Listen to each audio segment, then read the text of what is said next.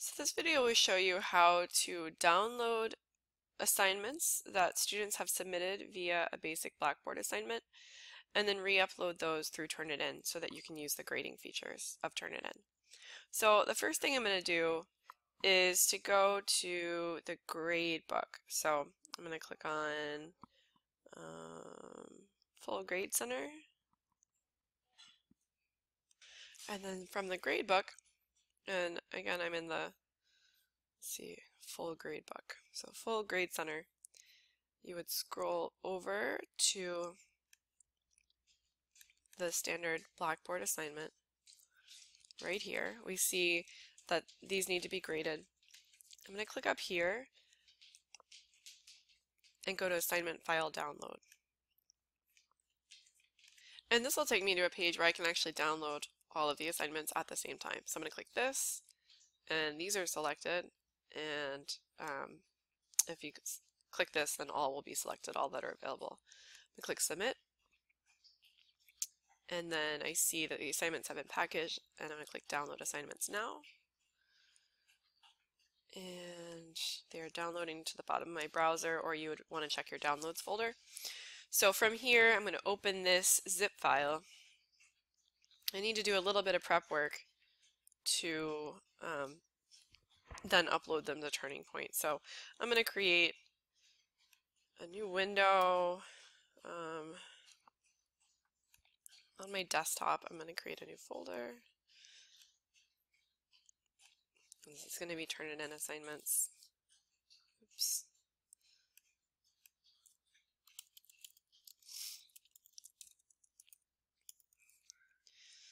And so what we see here is that there's information that's downloaded that are like text files that just basically give you some metadata about the upload, and we don't really need that.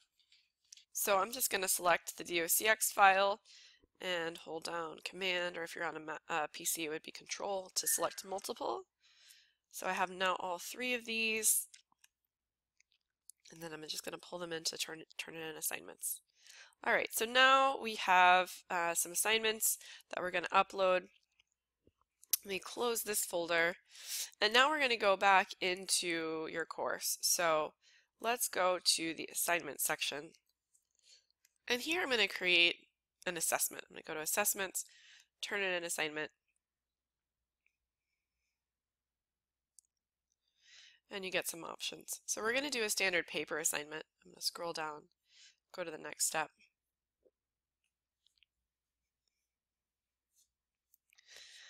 And let's call this the Turnitin version. And then point value.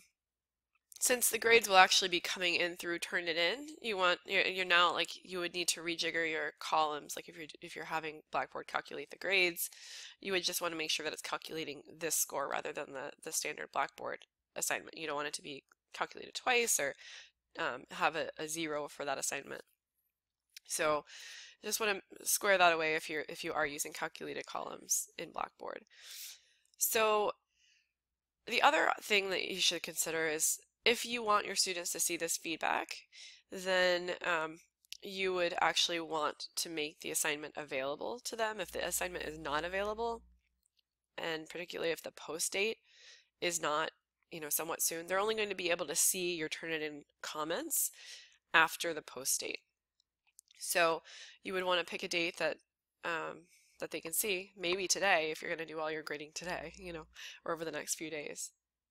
So if you don't want them to see this column at all, but if you're going to use it for your own purposes, like maybe to do an originality check, but you don't want students to see it, you can choose the start date so that it's much later, so that they would never, see it. So that's a possibility as well. But because I think, if you do want them to see your comments, you would want to pick, dates that are relatively soon. Pick a due date that's like today if you're going to be doing, if you're going to be uploading assignments today, and then pick a post date that they'd be able to see. So I'm going to say due date 11:59 tonight, post date, oops, that didn't work the way I wanted it to. Post date the 29th at 12 a.m. All right, so you have some optional settings. Let's take a look at those. Um, you may want the originality report. You may want it to be available immediately. You can determine what type of materials are highlighted. Like if it's quoted, but it's still sort of a long quote, do you want that to show up as red? Like, do you want Turnitin to flag it? And really, Turnitin doesn't make any assessments about what the problem is. Like, it doesn't hurt to include quoted materials. It's not going to like give your student an automatic grade or anything like that. But it does flag these various issues. So, maybe they are using quotation marks, but they're not citing correctly. Or maybe their entire paper is impeccably cited, but the entire paper, like 75% is a quote. So it can flag these various types of issues, and you can kind of determine what you want it to flag. So from here, you could choose a rubric if you wanted to, and this is the e-rater, so like grammar checking. You might want to see if it's useful to you. It's kind of hit or miss. So I'm going to click submit, and then scroll up to the top of the page, and the Turnitin assignment was successfully added. Okay, so that's there now. And now in order to access the assignment, we need to go to course tools, which may be closed, but we'll expand it, and then to Turnitin assignments. Then we'll go down to Turnitin version, which is what we call this assignment. First thing you probably want to do is to sync your roster. And this just makes sure that everybody, and this is that demo user, so don't disregard that. But this just makes sure that everybody on your roster is synced and Turnitin. And now let's go to submit. And instead of a single file upload, I want to do either a multiple file upload or a zip file. So you can kind of choose. I'm going to do multiple file. Maybe a little easier. Actually, zip might be easier if you have a lot of assignments. You can choose either, but right now I'm going to choose file, go to my Turnitin assignments, and select that. Choose another one, select that, choose another one, select that. Okay, and so here you have an option to pick who did what. So I'm going to say this is student 3, this is student 4, and this is student 5. So you'll see that the student's name is actually in the file that you downloaded from Blackboard. So this part should be pretty easy. And then we should be good. So I'm going to scroll down and click Upload All. Now you'll notice, let's see, please confirm that these are the files. Okay, I'm going to have to click Submit again. I do want to point out one other thing, that if you have a kind of shorter screen, Turnitin doesn't really just like it's framed here. So you'll see that there's like a slider here and a slider here, and sometimes you just have to slide both in order to see what's going on the page. So long story short, you may want to use a bigger computer to do this, or it could be fine. Just be prepared to scroll.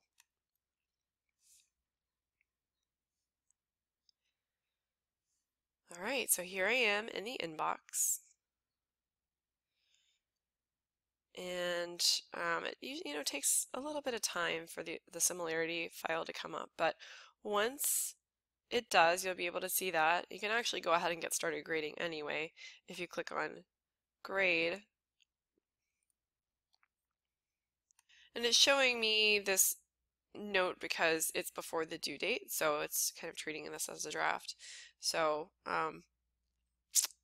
if your students aren't going to be uploading stuff to this Dropbox anyway, so it shouldn't matter, but just so you know, like if you don't want to see this message, or if you want to make sure that students aren't going to upload it, just make sure that that you're grading after the official due date of Turnitin. So I'm going to click OK. And this is where we get to that grading interface. So it may start in originality, but you can actually click grade mark, and here is where you can kind of start bringing over comments, and I can maybe scroll down, edit this comment if you want, or I can just add a comment in general.